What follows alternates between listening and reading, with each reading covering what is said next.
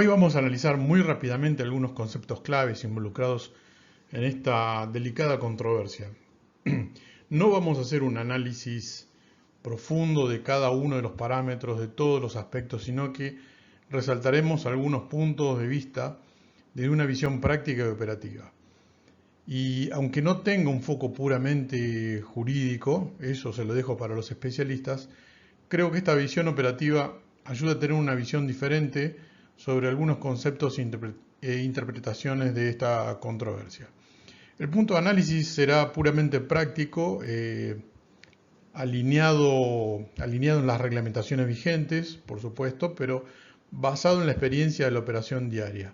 Obviamente que podrá ser visto con diferentes prismas de posiciones jurídicas ortodoxas y especializadas, pero siempre nuestro enfoque será dar una mirada a través de un cristal operativo.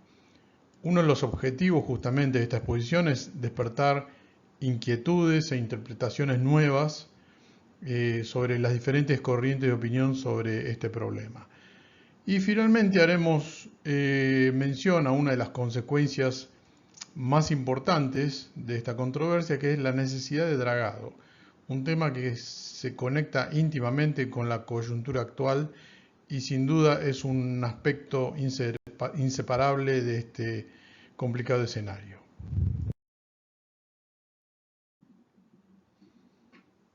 Bueno, primeramente me presento para los que no me conocen. Soy ingeniero naval de formación con algunos posgrados y especializaciones, pero más allá de los títulos, creo que lo más importante aquí que puedo aportar es mi experiencia de unos 30 años como operador de flotas y puertos, tanto en la hidrovía Paraguay-Paraná como en otras hidrovías del mundo.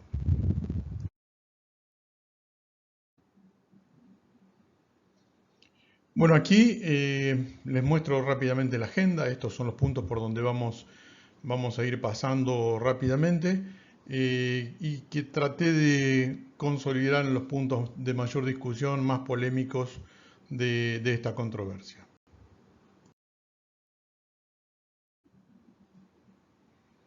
Bueno, primer gran punto de discusión. Libertad de navegación. Esto no pretende ser una exposición jurídica, lo repito, esto es de lego para legos. Entonces vamos a ver qué dicen las leyes, las cartas magnas, los tratados, convenciones relacionados con este concepto. Pero vamos al punto directo, al punto práctico. ¿Qué es lo que dicen las leyes y reglamentaciones? Constitución de Paraguay. 1992, artículo 41, dice que los habitantes pueden transitar libremente por el territorio nacional. Usa esa palabra, transitar libremente. Algo similar dice en la Constitución Argentina, en los artículos 14 y 20. Algo similar dice también, por supuesto, en la Constitución en Brasil, con un formato un poco diferente, pero establece básicamente los mismos derechos. Y lo mismo en el resto de los países integrantes del Tratado de la Hidrovía.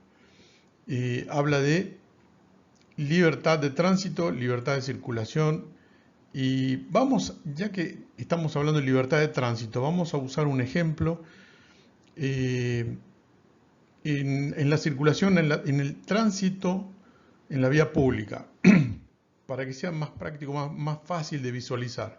Por ejemplo, un automóvil. Un automóvil para circular, para transitar por la vía pública, debe cumplir con ciertas reglamentaciones. Esos requisitos están establecidos en las reglamentaciones derivadas de las leyes correspondientes.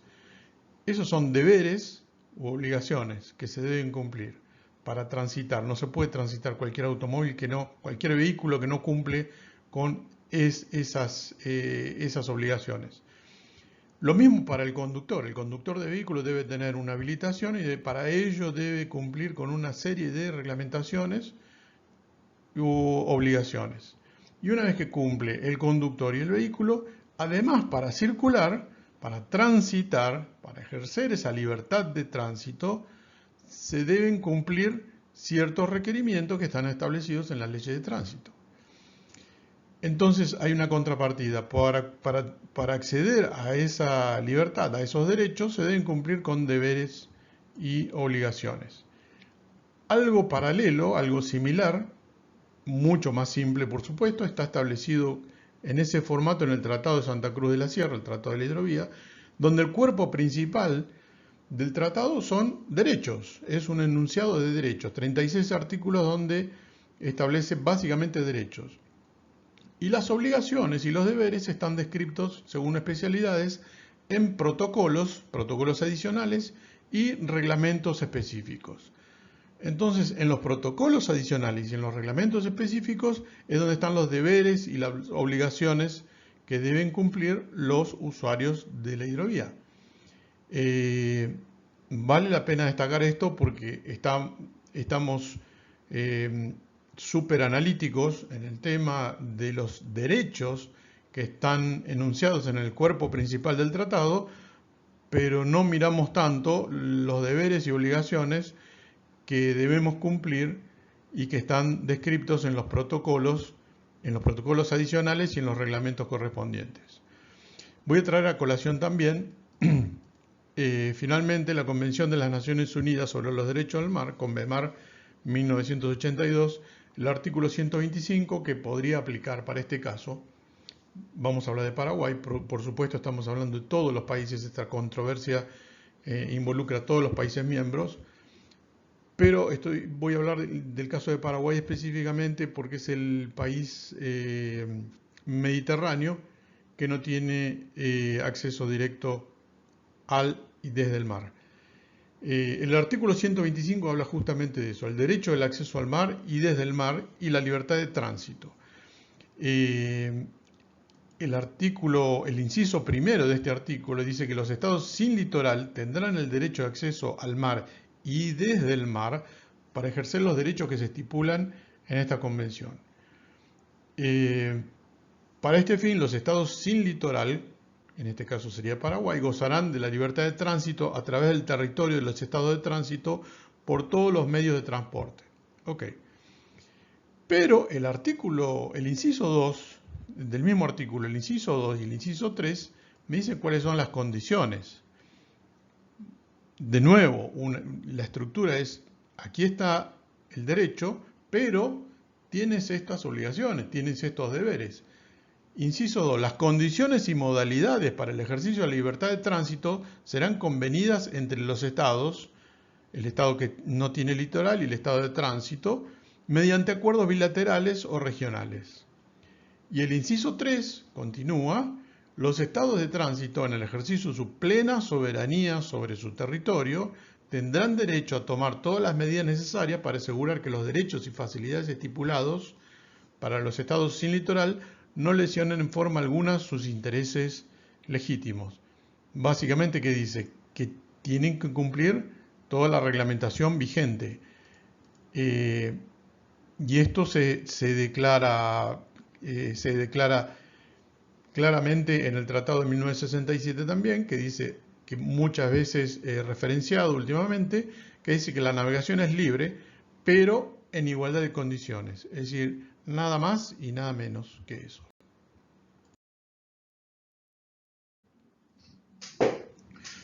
Bueno, vamos ahora a los discutidos artículo 5 y artículo 9.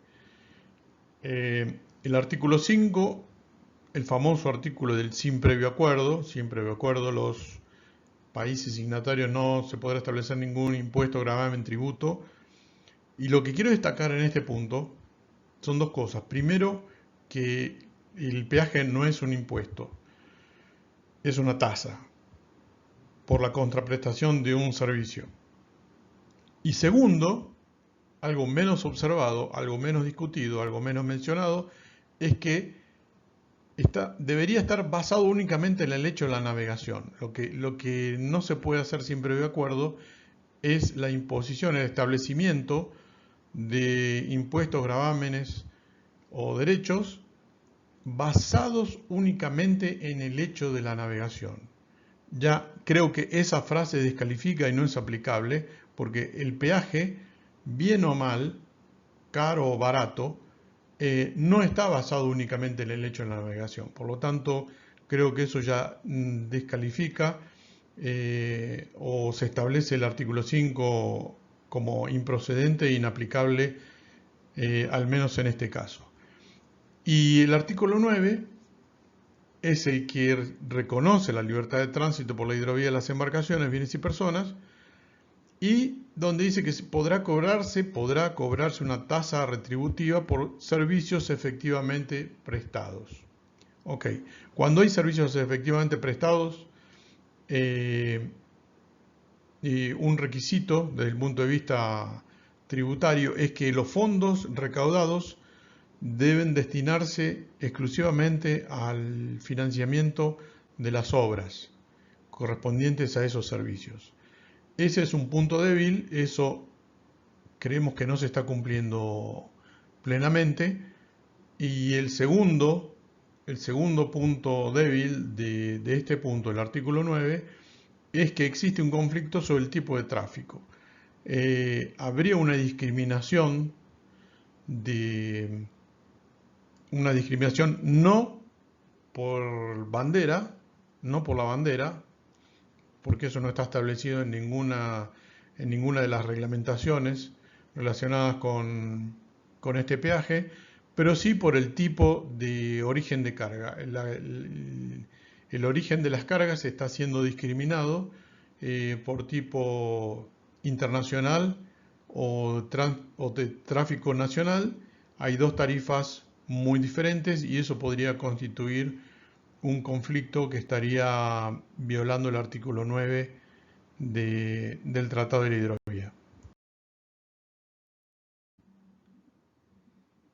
Tratado de la Hidrovía específicamente, como dijimos antes, firmado en Mendoza, en Las Leñas, tiene 36 artículos el cuerpo principal, básicamente declaración de derechos, es muy breve, tiene apenas unas 7 páginas, pero tiene 14 reglamentos y tiene 7 protocolos adicionales. Muchos de estos reglamentos y protocolos adicionales se han aprobado en los últimos años, han sido aprobados por algunos países en los últimos años, es decir, se tardó muchísimo en aprobar estos reglamentos y protocolos.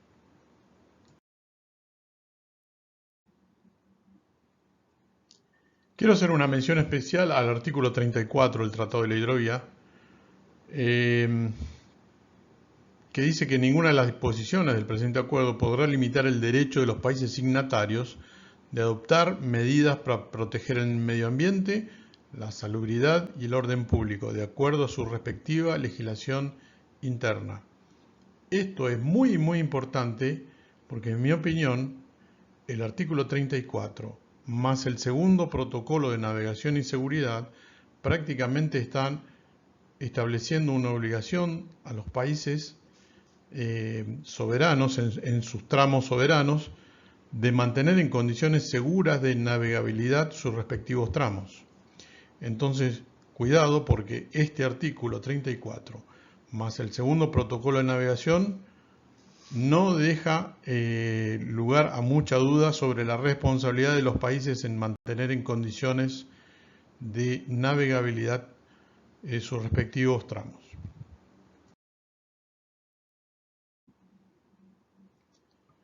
Bueno, y vamos llegando a los temas más polémicos.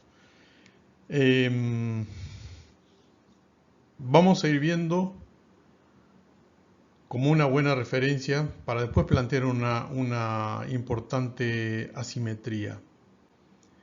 Una asimetría que creo que termina en paradoja. ¿Cómo financian las obras, en este caso las obras de dragado y o balizamiento, Argentina, Paraguay y los otros países miembros del tratado? Argentina, obviamente, estas obras las está financiando a través de este peaje. Es decir, independientemente de la discusión sobre la aplicabilidad o no, sobre si están bien o mal hechas las obras, son suficientes, excesivas o insuficientes, independientemente de eso, vamos a dejarlo de lado por un momento. La forma de financiar esas obras es a través de un peaje. ¿Y eso qué significa? Que quienes pagan esas obras son los usuarios. Quien está navegando, quien está usando la hidrovía, es el que paga por su uso. Muy bien, ese es un sistema de financiamiento de esas obras. Paraguay tiene un sistema diferente. No digo que sea mejor ni peor, digo que es diferente. El sistema de Paraguay es que esas obras son financiadas por los fondos públicos, el erario público, el Tesoro Nacional, a través de presupuestos establecidos por el Ministerio de Economía o Ministerio de Hacienda y el Ministerio de Obras Públicas. Se establece un presupuesto, lo autoriza el Congreso y se otorgan concesiones abiertas. Abiertas es porque no se asigna un monto único, sino que se van asignando partidas presupuestarias a medida que se van concretando las obras. Y esa es la forma en que está funcionando hoy en Paraguay. Por lo tanto, las obras en Paraguay las pagan todos los ciudadanos. Las obras de dragado y o balizamiento que pudiera haber, las pagan todos los ciudadanos de Paraguay. Son dos formas diferentes. Una la pagan los usuarios en Argentina y en Paraguay la pagan todos los paraguayos. Ustedes sabrán si una es más justa que la otra, si una es mejor o peor, pero cada uno de los países tiene el derecho soberano de establecer la forma de financiación que les place o que creen más conveniente. Esas son dos formas. Brasil también en este momento, por lo menos en el tramo norte del río Paraguay, en su tramo soberano, también lo hace a través de fondos públicos. Son gestiones que hace la ANTAC y el brazo ejecutivo, que es la DENIT, establecen también un presupuesto y la ejecución de las obras año tras año. Hay otras formas de financiar las obras, como ha sido en Colombia, por ejemplo, que se ha tratado de hacer a través de una APP público-privada, donde la financiación es privada o es mixta, y son diferentes formas de financiación. Dicho esto, aquí observo la simetría. Veo que somos muchos los que estamos hiperanalizando, microanalizando lo que se ha hecho, lo que no se ha hecho, mal o bien o en exceso o en defecto, en las obras entre Confluencia y Santa Fe. Estamos opinando muchísima gente sobre las obras que se pudieron haber hecho ahí, en el tramo argentino. Y la paradoja es que no se ve el mismo interés, no se ve la misma sensibilidad, o sí, en las obras que se realizan en el tramo paraguayo. Entonces, planteo esto porque es una paradoja importante. ¿Por qué hay tanto interés en analizar el tramo argentino? Y las mismas, muchas navieras no tienen aparentemente el mismo interés, el mismo prurito en analizar la efectividad de las obras, en monitorear la efectividad de las obras en el tramo paraguayo. Sabiendo que muchos capitanes paraguayos han manifestado su preocupación por la falta de efectividad de algunas obras en ese tramo. Incluso hemos escuchado algunos comentarios en que no era o no sería tan necesaria las obras en ese tramo, cuando tenemos todos los días la tabla de determinantes emitida por la Subsecretaría de Puertos y Vías Navegables, y vemos realmente que hay determinantes muy importantes en el tramo Confluencia Santa Fe. Por ejemplo, en Bellavista hoy pueden acceder a las tablas de determinantes y vemos que realmente el tramo está con problemas permanentes, problemas lógicos, problemas característicos de la morfología del río en ese tramo, pero que hay que darles la atención que corresponde. Por otro lado, también quiero hacer mención a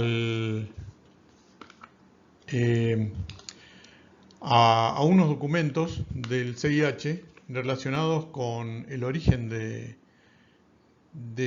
los proyectos cuando comenzó el ejercicio del Tratado de la Hidrovía, allá por el año 88. Ya en aquellas reuniones que se llevaron a cabo en Campo Grande, en el primer encuentro internacional para el desarrollo de la hidrovía Paraguay-Paraná, antes de la firma del tratado, ya se estaba hablando de el peaje en las primeras reuniones. Según documentos del CIH, en las primeras reuniones se estudiaron alternativas posibles de financiamiento para la instrumentación de la implantación de las obras y el recupero de la inversión a través del pago de una tasa o peaje por parte de los usuarios. Esto es de lo que se estaba hablando ya incluso antes de formalizar el Tratado de la Hidrovía. Y hablando específicamente del CIH, existen documentaciones de la Secretaría Ejecutiva del CIH. Menciono esto específicamente porque creo que es una de las razones por las que hemos llegado a la situación en esta controversia, manifestando, podría decir, su frustración ante la ineficacia e inefectividad del desarrollo de los proyectos, especialmente los proyectos de infraestructura y financiación del Comité de la Hidrovía. Dice el informe, voy a leer rápidamente solo un par de párrafos, el informe de la Secretaría Ejecutiva del CIH, repito, que vale recordar la génesis del programa de la hidrovía Paraguay-Paraná y con ello efectuar un breve análisis de la proyección institucional y el dinamismo inicial que puede encontrarse en los primeros años de vida del organismo, para pasar a situarse en una meseta operativa a partir de los primeros años 2000, con una merma de actividades pronunciadas y la no realización directa de reuniones desde el año 2011, hasta su efectiva reactivación en el año 2015 con un nuevo secretario ejecutivo. Podrá observarse, dice más adelante, en una disminución operativa en sus capacidades y facultades, correlacionada con cierta pérdida de injerencia en la decisión de articulación de intereses con respecto a los temas arriba mencionados. Se notó un impulso inicial marcado, proyectado en la elaboración de estudios de infraestructura, financiamiento operativo del CIH, de la Secretaría Ejecutiva como enlace interinstitucional entre organismos, creación de unidades coordinadoras con expertos en diversas disciplinas, etc. Estos temas fueron debatidos en los primeros años, pero luego fueron perdiendo ímpetu y en algunos casos las iniciativas se diluyeron por completo. Y sigue declaraciones de la Secretaría Ejecutiva del CIH que están documentadas en el sitio oficial, en el portal. Es dable destacar, sin embargo, que no ha sido posible observar de manera tangible la cristalización de muchos proyectos que en una y otra reunión se plasmaban en las actas respectivas. Este es un punto importante porque creo que una de nuestras observaciones es que creemos que hay que revisar la funcionalidad de los organismos relacionados con la administración de la hidrovía.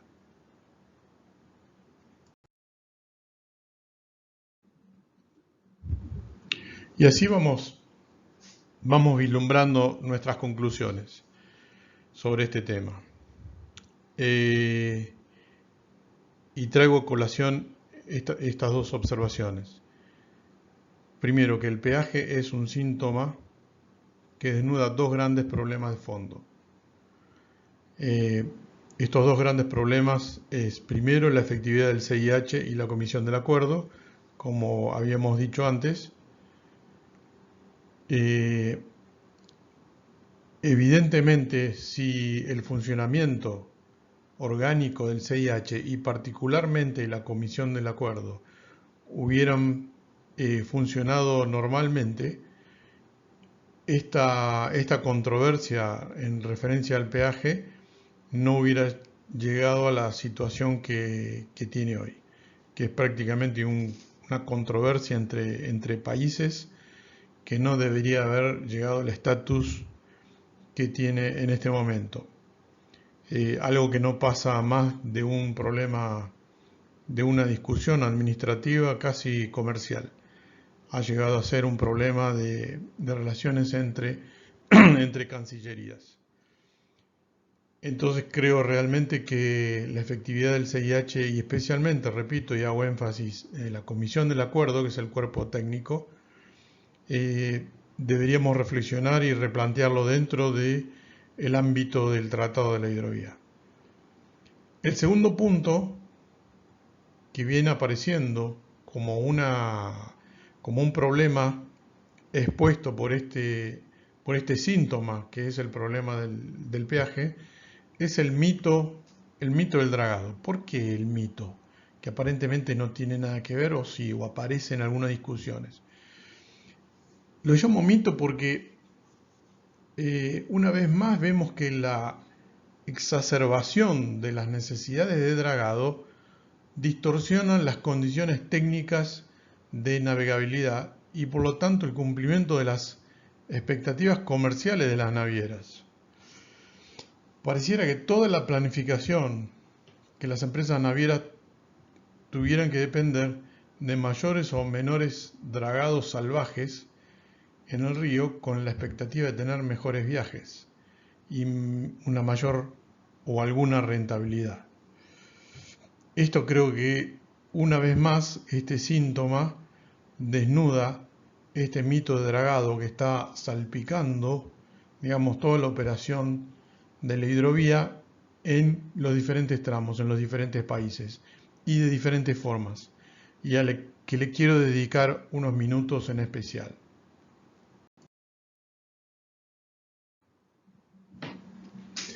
Bueno, y al respecto voy a traer un caso, un caso que es muy, muy útil de una idea que está dando vuelta sobre dragar. Este caso es, podría decir, emblemático porque permite mostrar las ventajas y las contradicciones de ir atrás del dragado para solucionar todos los problemas. Lo que se ve aquí en este esquema es básicamente un corte del río en función del objetivo, que es dragar para tener 9 pies en la bajante. Es decir, lo que está en azul es lo que habría antes, 6 pies de profundidad con la misma altura. Podríamos decir que es una comparación interanual en el mismo lugar, en el mismo momento del año. Al año siguiente, después de dragar, tenemos 9 pies. Y para ello habría que dragar ese volumen que ahí se muestra en rojo. Bueno, ¿por qué traigo esto? Traigo esto porque es muy importante, que es una idea viva hoy y permite mostrar lo que se puede lograr y las consecuencias inmediatas que esto puede tener para supuestamente tratar de resolver problemas de navegabilidad. Bueno, para hacer solamente una referencia, sabemos que hace varios años que no se draga en el tramo soberano de Brasil. Esto está por salir ahora. Se ha comunicado oficialmente recientemente. Están por salir las autorizaciones, que eso se gestiona a través de la ANTAC, que es la autoridad hidroviaria, y es ejecutado por DINIT, que es el brazo justamente ejecutivo. De todos modos, valga la aclaración, hace varios años que no se draga en ese tramo y sin embargo las profundidades no se redujeron dramáticamente.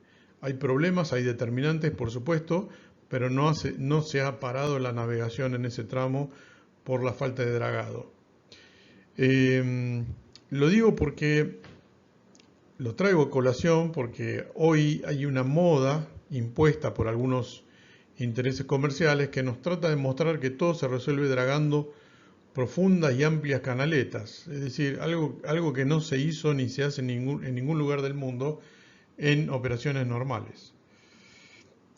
Seguramente habrá determinantes, y hablando de las determinantes también se está comentando, se está planeando el derrocamiento de 7 u 8 pasos de piedra, empezando por Remanso Castillo, haciendo un corte, un fresado.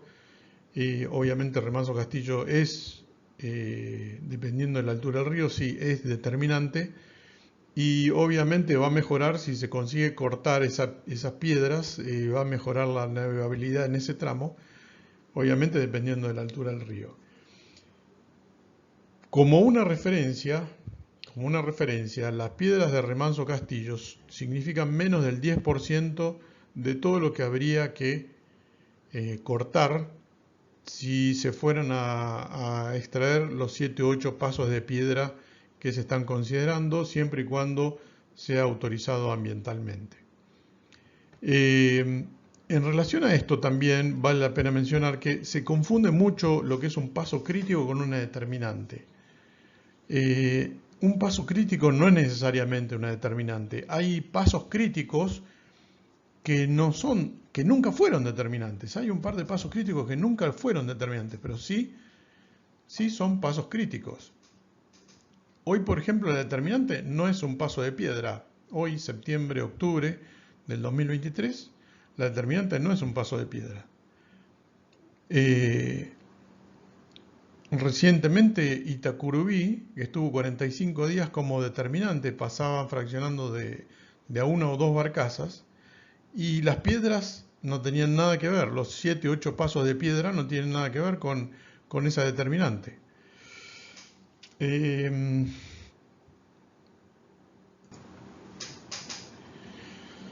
Yo les puedo garantizar que, suponiendo que tengamos una varita mágica y se pueda dragar todo mágicamente, que se pueden extraer los 7 u 8 pasos de piedra, eso no garantiza la automática navegabilidad, porque lo que impide maximizar la eficiencia de la navegación no son los pasos críticos.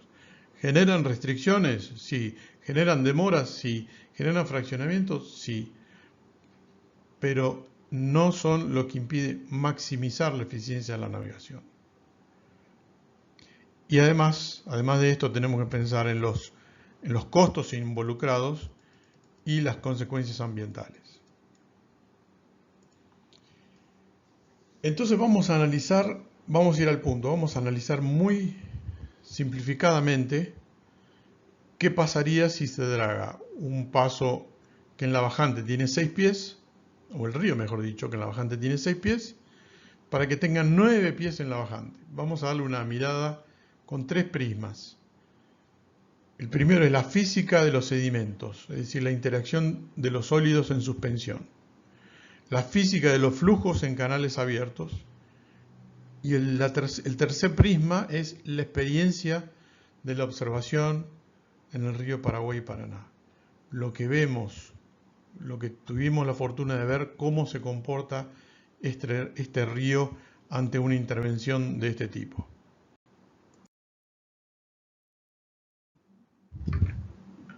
Bueno, acá les simplifico bastante, muy simplificado, qué es lo que pasaría en principio en una sección del río donde pasemos de tener un área transversal, es decir, con el mismo caudal, la misma altura, 6 pies de profundidad a 9 pies de profundidad.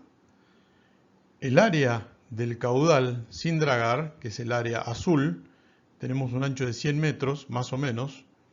Establezcamos un parámetro, 100 metros por 6 pies me da 183 metros cuadrados. El área del caudal dragado es 100 metros por 9 pies, 274 metros cuadrados. ¿Qué pasa? El caudal, como es en la misma época del año, asumimos que el caudal es el mismo. Si el caudal es el mismo, la sección es un 50% mayor. La relación de velocidades es 1.5. La velocidad resultante es 67%. La velocidad media de la corriente en ese punto es 67% respecto de la velocidad de la corriente cuando no estaba dragado. ¿Esto qué significa? Hay en toda la sección del río hay diferentes velocidades. La mayor velocidad se concentra en esta parte y las menores velocidades están por aquí. Entonces se habla de una velocidad media, un caudal medio. Pero ¿qué ocurre? Cuando la velocidad promedio sea el 67%, quiere decir que hay velocidades que por aquí van a reducirse aún más. ¿Y qué ocurre cuando la velocidad se reduce? Se empieza a generar sedimentación. Es decir, la velocidad no es suficiente para mantener las partículas sólidas en suspensión. O sea que el primer efecto de dragar de esta forma en este tipo de río, es generar sedimentación. ¿Y por qué ocurre esto? ¿Estamos seguros que en este río ocurre esto? Sí. Así como en las bajantes se produce un autodragado que se puede observar, lo observan todos los capitanes, lo observan evidentemente, cuando el río está abajo se comienza a concentrar en el cauce, en su cauce principal, y al concentrarse en su cauce principal, aumenta la velocidad y esa velocidad no permite la sedimentación, más aún limpia el fondo del cauce y se genera un efecto de autodragado. Pero así como eso ocurre en las bajantes, así como se genera ese autodragado, sabemos perfectamente que en la primera creciente, cuando crece el río, ese autodragado desaparece inmediatamente con la primera creciente. Esa profundidad adicional que se produjo no perdura, porque el río tiende a volver a un equilibrio y tapa automáticamente, naturalmente vuelve a tapar ese lecho sobredragado que se produjo en la bajante extrema. Eso es un hecho indiscutible y es un comportamiento de este río. Y digo de este río porque es diferente, por ejemplo, que algunos acostumbran a compararlo con el río Mississippi, y es un río que puede ser aparentemente parecido, pero es bastante diferente desde el punto de vista hidrológico. Y lo voy a decir en términos simples. El río Paraguay es un río de poca pendiente. El río Mississippi tiene una pendiente mucho mayor. Entonces podemos decir que el Mississippi es más rápido que el Paraguay. El Paraguay es más manso, es un río más lento. ¿Y cuál es la idea qué idea podemos tener de por qué es más manso, más lento? Es mucho más de llanura. Y para esto voy a hacer una comparación de la altura que tiene el río Paraguay respecto del río Mississippi. Por ejemplo, si tomamos la misma distancia desde la salida al mar en el río Paraguay-Paraná, sería en este caso, más o menos en el kilómetro 700 y pico, 800 por ahí, para redondear, tenemos la ciudad de Reconquista. En el río Mississippi tenemos la ciudad de Memphis, más o menos a 800 metros de la salida al mar en Nueva Orleans. 800 kilómetros río adentro está la ciudad de Memphis. Misma distancia de salida al mar, Reconquista está a 46 metros sobre el nivel del mar. Memphis está a 100 metros sobre el nivel del mar. Es decir, tenemos el doble de inclinación, el doble de pendiente en el río Mississippi que en el río Paraguay-Paraná. Sigamos hacia el norte, Asunción, 1600 kilómetros, 1630. Tiene 1630 kilómetros hasta la salida al mar. Más o menos como San Luis. Solo que Asunción está a 50 metros sobre el nivel del mar, más o menos. Y San Luis está a 142, casi el triple. El triple de elevación, es el triple de acción gravitatoria. Es el triple de inclinación. Más al norte, Bahía Negra. Bahía Negra tiene 75 metros sobre el nivel del mar. Más o menos a esa distancia está la ciudad de Minneapolis. Está a 253 metros sobre el nivel del mar. Más del triple. Ya es más del triple. Son simplemente parámetros prácticos para que veamos que realmente hay muchísima diferencia en el comportamiento, en el tipo de río. Podríamos entrar a hablar en términos técnicos, que aquí es más turbulento, el río Paraguay es más turbulento, tiene un número de Reynolds diferente que el río Mississippi es más laminar, el río Paraguay es más lento, más turbulento, y al ser más lento y más turbulento, ¿qué ocurre? Ante cualquier intervención disminuye la velocidad y se genera sedimentación. Por eso el río Paraguay es tiene mucha mayor predisposición a sedimentar ante una intervención en su configuración hidrológica. Y la prueba está que el río siempre tiene, hace décadas y seguramente siglos, siempre tiene los mismos problemas en los mismos pasos críticos. Y son pasos de arena. Y los limpiamos y vuelven a generarse los problemas en los mismos pasos. Es decir, los problemas siempre están en Carayacito, en Palacio Cue, en Itapucumí, en Itacurubí, en Pedernal, en Piripucú, en Santa Rosa, La Novia, Palacio Cue, Romero Cue, siempre están en los mismos lugares. Por eso vemos que luego de una intervención, los dragados de mantenimiento siempre se vuelven a hacer en los mismos lugares críticos. ¿Por qué? Porque el río, y principalmente este tipo de río, tiende a un equilibrio dinámico. El mismo río vuelve, por un tema de energía, vuelve a conformar la situación de equilibrio.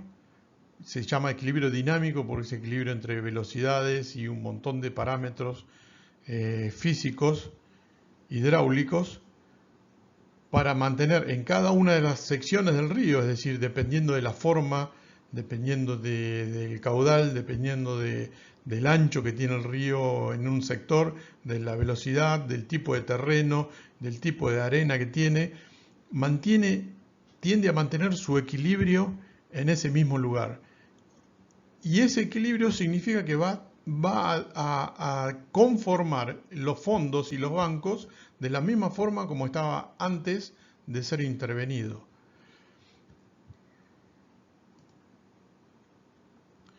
Por eso cuando se draga, el río vuelve a su situación, naturalmente vuelve a su situación original en menos de una temporada. Es decir, dura muy poco tiempo. Los efectos del dragado y las intervenciones del río, en este río, duran muy poco tiempo. Ni siquiera duran una temporada. A veces en pocos meses vuelve a estar en su situación original. Entonces la primera consecuencia que va a ser, si pudiéramos hacer este dragado a 9 pies en la bajante, que es sacar 3 pies sobre la profundidad de 6 pies, excavar y retirar ese volumen adicional, eso primero va a tener un costo fantástico y de hecho todos los años lo que estamos haciendo hoy todos los años es un costo. Son trabajos de apertura, no son de mantenimiento. Es una eterna apertura. Todos los años se hacen trabajos de apertura porque por las características fantásticas de sedimentación que tiene este río. No obstante, que no es tan grave hasta el Bermejo, porque básicamente la única fuente de sedimentación, o la más importante fuente de sedimentación, de aporte de material, en el río Paraguay es la cuenca del río San Lorenzo. Abajo de Bermejo es un tema totalmente diferente. Pero no obstante se siguen generando esos problemas en los pasos críticos y esto es algo que es inevitable. Entonces es un tema que deberemos considerar si realmente vale la pena y qué es lo que estamos enfrentando cuando enunciamos, cuando declamamos que vamos a dragar a 9 pies, cuando les aseguro, les pongo la firma que esos 9 pies en respecto en la bajante no va a durar ni siquiera una temporada. Eso se tapa inmediatamente. Yo no creo que dure más de 3, 4 meses. Es decir, el hecho de dragar excesivamente y, y hacer depender toda nuestra operación de un dragado forzado, de una apertura forzada del lecho del río, es algo así como que somos operadores de un avión, el avión ustedes saben puede carretear por una pista, y le estoy pidiendo al gobierno que me haga una pista que llegue de Asunción hasta Ciudad del Este. No, quiero carretear hasta Ciudad del Este. Pero ¿cómo carretear? ¿Usted puede volar? No, no, pero yo me siento más cómodo para que usted me haga, que el Estado me financie una pista hasta Ciudad del Este. Entonces quiero ir carreteando, quiero ir a 300 kilómetros por hora sin levantar vuelo. Porque es muy cómodo, claro, es muy cómodo. Entonces me dice, pero señor, usted tiene la tecnología para levantar vuelo. Entonces aquí lo que tenemos es la tecnología para navegar sin necesidad de tener una pista hasta Ciudad del Este. Las navieras, los que saben navegar, pueden navegar con el agua restringida y estoy hablando de estacionalidad, no estoy hablando de emergencia o de años de comportamientos extraordinarios. Eso es otra cosa, que también se puede enfrentar con algunas herramientas. Lo que estoy diciendo es que el comportamiento del río fue de hace siglos y nosotros debemos adaptarnos porque es la mejor forma de prever el comportamiento en las próximas operaciones y en los próximos años. La intervención del río es prácticamente generar un costo y generar una imprevisibilidad que desafía la planificación de los aspectos comerciales de cualquier naviera. Solamente para concluir con este ejemplo, y para tener una idea, un dragado para llevar de 6 a 9 pies en la bajante tendría un costo solamente de Corumbá hasta Asunción, tendría un costo aproximado mínimo, un mínimo costo de 500 millones de dólares. Y sería obviamente un dragado de apertura, pero no quedaría en condición de estabilidad por más de 4 o 5 meses.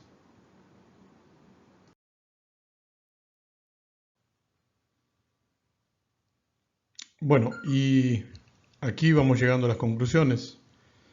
Recordemos, el primer tema es el funcionamiento orgánico del CIH y el segundo es justamente el tema del dragado.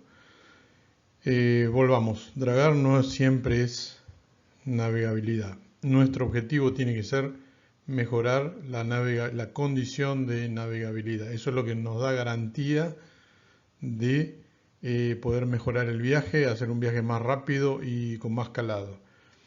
El dragado per se solamente garantiza facturación a las empresas dragadoras, no necesariamente es mejora de la navegabilidad. Si es necesario el dragado, sí, es imprescindible, pero repito, retoques, donde apenas es necesario para mejorar las condiciones. Vale un punto para las navieras que están haciendo adaptación de las embarcaciones al río, están incorporando embarcaciones diseñadas para las condiciones de este río y con esta estacionalidad. Y también a los que están usando tecnología de navegación para lograr mucha más eficiencia que esperando todo de un dragado excesivo. Principalmente porque el uso de tecnología de navegación es mucho más económico, el costo es muchísimo, muchísimo más bajo, es una fracción del costo que tiene las obras de dragado de mantenimiento. Y principalmente porque el uso de tecnología de navegación permite a la operación ser casi totalmente previsible. Y es un punto muy importante.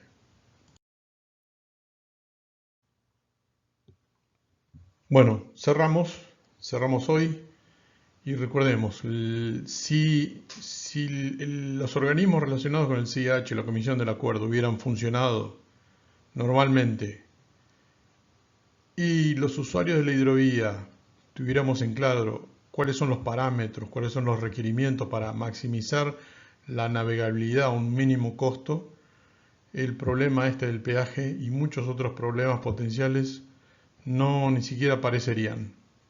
No serían problemas y estaríamos concentrados en otro tipo de parámetros para maximizar una operación eficiente en este río. Bueno, muchas gracias por haberme acompañado. Hasta la próxima.